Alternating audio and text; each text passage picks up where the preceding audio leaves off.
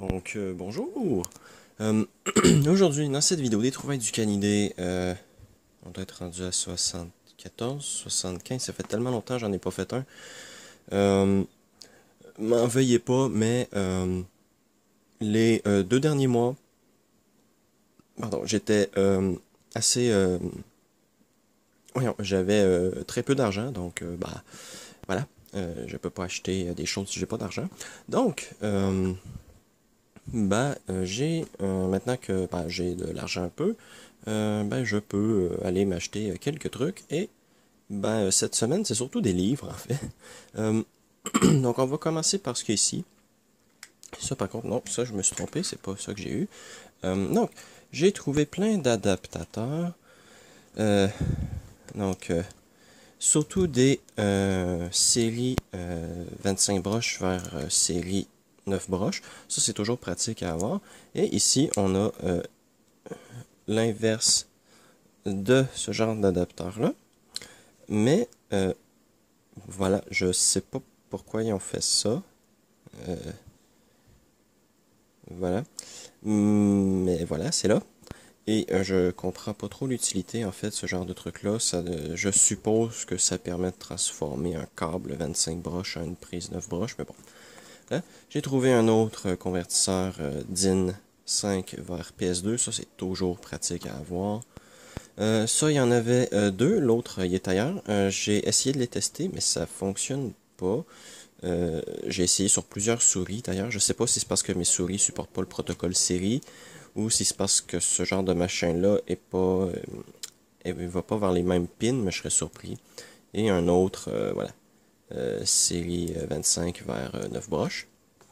Donc, là, c'est pas trop de la merde, c'est toujours utile.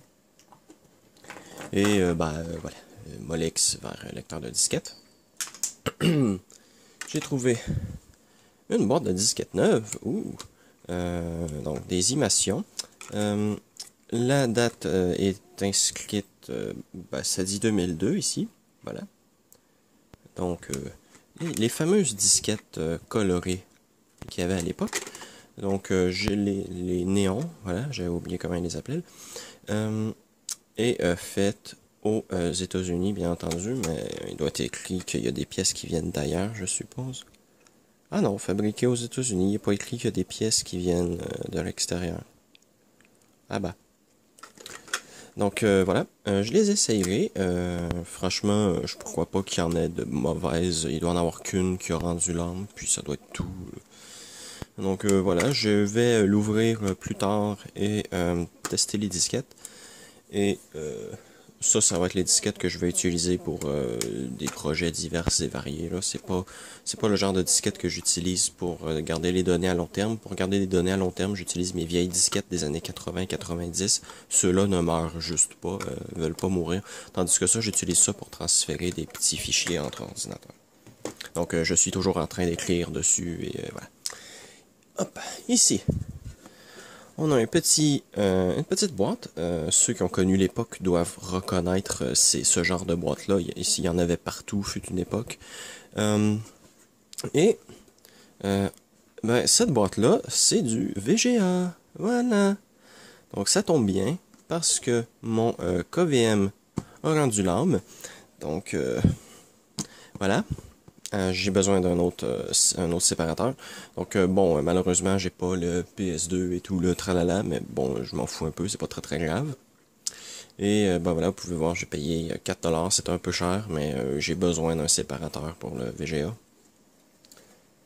Et les livres maintenant. Donc, Visual Basic 5, 1600 pages. Les livres aussi est un peu cher, mais bon, voilà, 5$. Je me souviens plus si Basic 5 fonctionne sur 3.11 ou s'il faut absolument 95, mais c'est pas très très grave. On peut voir ici, hop, que ça vaut 200 francs français, donc ça montre un peu l'âge du machin. Et voilà, Visual Basic 5. Donc si ça fonctionne pas sur Windows 3.11, c'est pas très très grave, je le ferai sur Windows 95. Parce qu'il faut savoir que j'ai eu une formation en Visual Basic. C'était celui qui est après le 6. Donc c'est 2000. 10, je sais plus, en tout cas. Donc voilà, j'ai eu ma formation sur le Visual Basic moderne. Donc, je serais pas trop dépaysé sur celui-là, mais je crois que ça fait longtemps que j'ai pas fait de Visual Basic, j'ai dû oublier tellement de choses. Mais voilà, ça. J'ai ici, hop, un premier livre sur l'assembleur. Donc, il y a beaucoup de pages. Voilà. Donc, ça, c'est le premier. Un second livre sur l'assembleur. Là, ici, c'est l'assemblage. C'est précisé au début du livre pourquoi il s'appelle assemblage.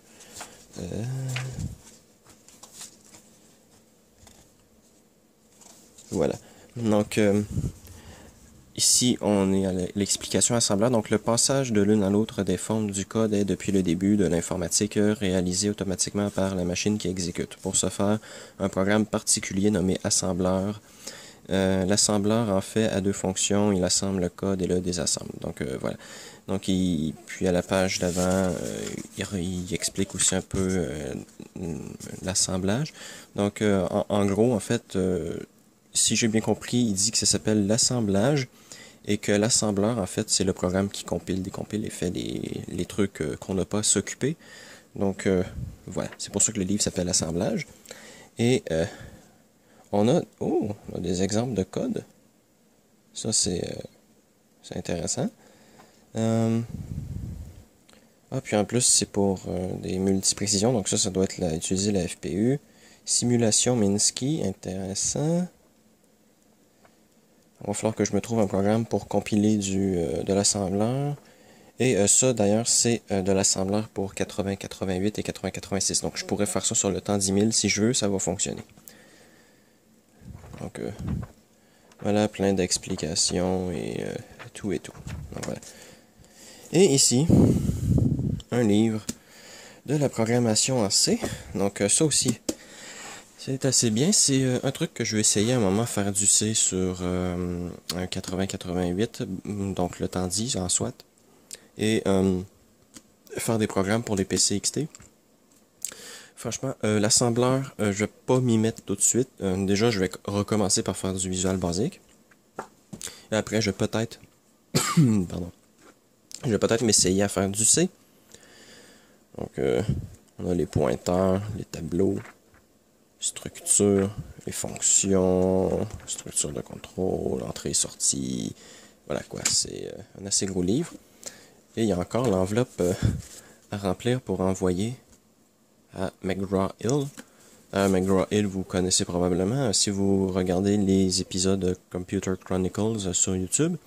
Il y a souvent une pub pour la compagnie McGraw-Hill, parce que c'est eux qui publiaient énormément de livres sur l'informatique à une époque. Et voilà. Je pourrais revenir sur un truc. J'en avais pas fait une vidéo, mais j'avais montré une image sur Twitter. Donc voilà ça ici. Hop. C'est pour ranger des disquettes 5 pouces et quart. Et regardez-moi ce mécanisme. C'est juste magnifique. Voilà. Donc, ça, je l'avais payé 2$, je crois. Donc, pas un mauvais achat, mais bon, je commence à pas avoir assez à plus avoir assez de disquettes 5 pouces pour remplir ce genre de machin-là. Donc, voilà. Si on n'avait pas bloqué mon compte PayPal, j'aurais essayé de revendre les autres sur eBay pour une modique somme. Et j'aurais pu utiliser celui-là, mais bon, voilà. Donc, merci d'avoir regardé cette vidéo des trouvailles du Canidé, et à la prochaine.